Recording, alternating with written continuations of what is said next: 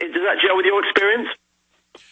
Absolutely, and I don't even call them liberals. It's a control freak cult who hates everyone and loves to run people's lives. Yes, absolutely, absolutely. It's, I think that liberals have or call them what you will, watermelons, Marxists, whatever. They have a very depressing view of human nature, which is that we are all so essentially evil that the only way that we can be coerced into good behavior is for big government to step in and rule our lives. And I think they include themselves. Subconsciously they think that they think of themselves as these flawed, corrupted people. So they don't feel the need to behave well in the same way that you or I might do. I feel that ultimately I'm going to be judged for my behavior. I expect people to behave well towards me as I behave well towards them. Your libtard doesn't care about that because, hey, that's government's job. It's government's job to police behavior, and if you can get away with it, as in this rather interesting research from Canada, where this experiment was done on all these students, and they divided them into various control groups, and they discovered that where are we? Let's see. It says. Later, in an honour system in which participants were asked to take money from an envelope to pay themselves their spoils, the Greens were 6 times more likely to steal than the conventionals. Now, this is a psychological experiment, but I think we all know where it's coming from. It's borne out by our daily lives, is it not?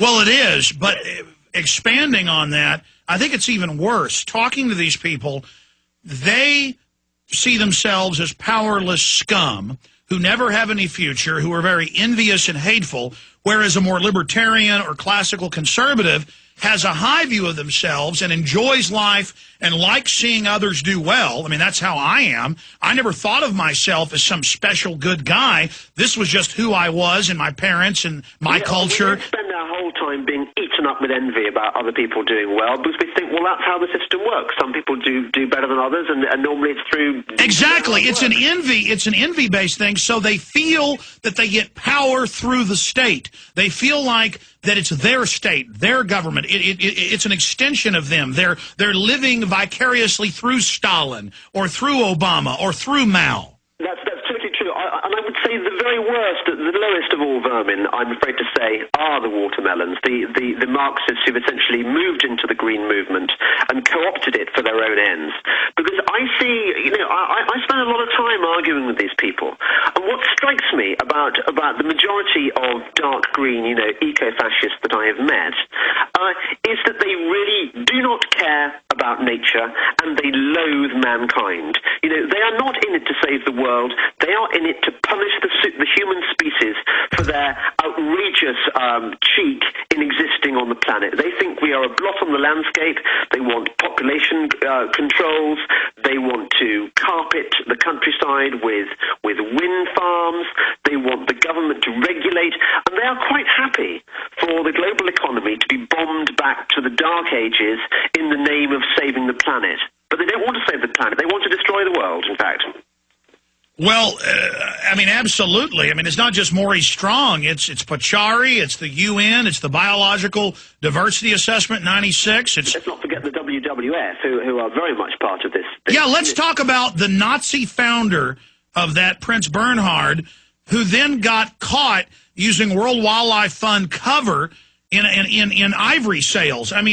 Again, most of them don't consciously know this is a fraud. They consciously know that it's a eugenics movement. Well, it's riddled with it. And of course, Maurice Strong I think is closely associated with the World Wildlife Fund. And you think about it. When I was growing up in the 1970s, I was very familiar with that cute little panda, the panda motif. I think every child in the world is brought up to think of the World Wildlife Fund as this caring, sharing organization which has nothing more than the world's best interests at heart. This is an organization whose income is currently what? It's about, I'd say, about 300, no, more than that. It must be about 400 million pounds a year. So what's that? That's about $550 million a year. More than that. It's about 650. Okay, so the World Wildlife Fund makes $600 million a year. That's its income. And there was a story that you caught in the British press the weekend. There's nothing cuddly about the WWF. No, they have bought up swathes of the Amazonian rainforest. And they reckon that if the carbon trading gets enforced by governments, if carbon regulation gets railroaded through by the likes of Obama, then the World Wildlife Fund stands to make $60 billion. $60 billion. Now, how scary is that? This unelected organization, over whom voters have no control whatsoever, with a Marxist agenda in control of that kind of Well, let me money. expand on that. I keep going back to where I live and my front row seat to this. Growing up, in Austin since high school, every week, bang, bang, bang on the door, young environmentalist, gouging and shaming my mother into giving them money for SOS, Save Our Springs. Has nothing to do with Bull Creek and a spring-fed pool called Barton Springs. And the city of Austin stole more than 20,000 acres from citizens, paid them pennies on the dollar, and then all the local green leadership literally did deals to basically sell at reduced prices or give themselves the land. They own their own banks, and they're making hundreds of millions of dollars a year in the West Austin area where they stole all this land, and now it's hotels and million-dollar homes. And, I mean, they are conscious thieves, and they know it. I mean, this is just, look, there's nothing even green or liberal about them. It is a cloak for their authoritarian tyranny. This is a wrecking crew of hardcore criminals. Well, it's not like we didn't know, Alex, is it? Never trust a hippie. Look what they do. Well, I mean, not only do they smell, but they also steal your money. And it was ever thus. It's certainly been that case since at least Woodstock.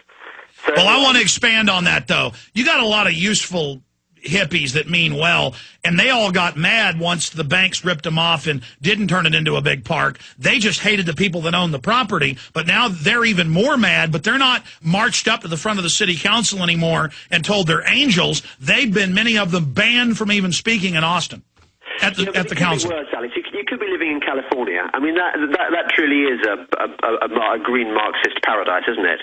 You've only got a tiny bit of your state being taken over by the libtards, but poor California has just been completely wiped out by it. Yeah, the mayor of L.A. said a 28% increase in the first year on your power bill. Yeah.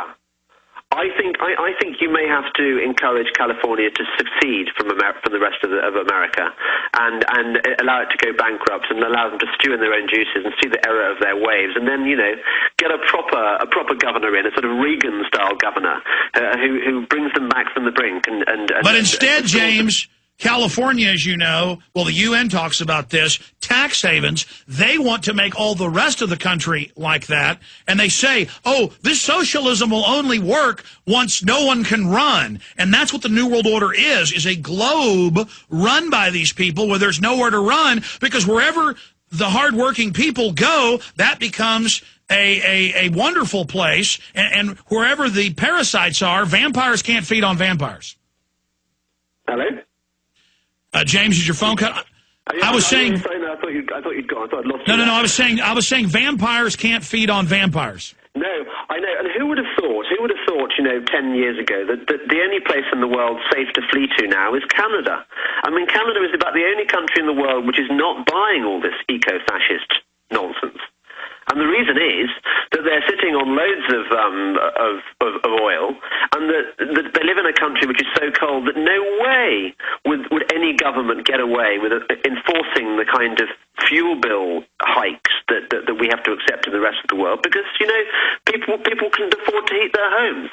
And I'm afraid to say that America, Europe, even Australia is going down this greeny sinkhole. I'm not sure how we escape from this. Well, the good news is they've been exposed as frauds. Briefly, because you've been chronicling this, there's a new scandal every 2 or 3 days as big or bigger than the ClimateGate emails. And now I was reading last week where the UN's going to Hollywood saying, save us. No one believes us anymore. Obama can't get his bill. Why? Yeah, Yeah. No, I mean, but you know what really frightens me in all this, Alex? We've had the ClimateGate scandal, and it had a lot of publicity, and then we've had Amazon Gate and Glacier Gate and Pachauri Gate and Africa Gate and Holland Gate, all these revelations which show that the UN, the IPCC, has been lying to us constantly. You know, these scientists have been exaggerating the extent of global warming.